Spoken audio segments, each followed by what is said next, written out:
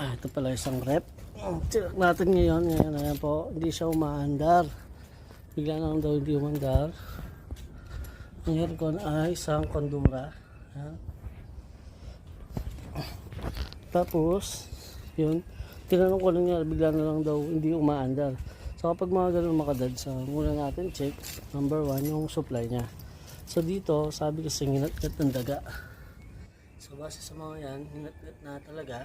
Tapos, ayun, pagtingin ko, yung nakatingin sa akin. Ayun o. Kita na ba mga kadads? Bulaga. Ayun o.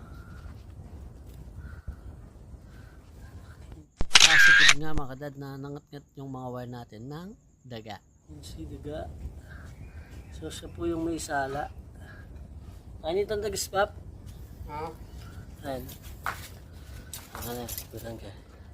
Mabiyaya. Ayun o. Awit lang. Dakpan may bab?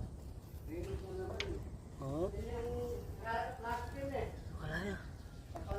Ayun na nga mga dad, sabi ni Bapa na papatayin niya daw yung daga. Papakawalan ko na sana kaso baka daw dumami pa at bumalik pa daw mga dads.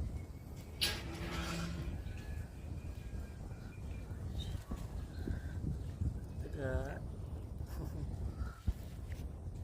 So, may panghuli daw si Bapa ng daga. Kaya ang gagawin natin, hindi natin siya papalisin.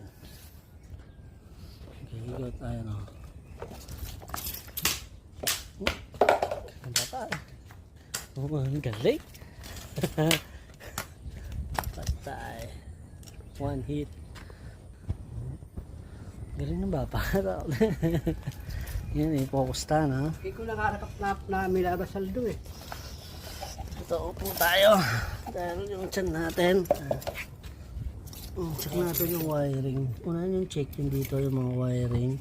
So ito ground lang. Kahit wala yan, andar pa rin yan. Tapos check mo dito. So yun. Dito pa lang mga kadad sa kita na natin yung problema. Ayan. So problem solved. Dito malabo naman na magalaw nila kasi nakasilb to.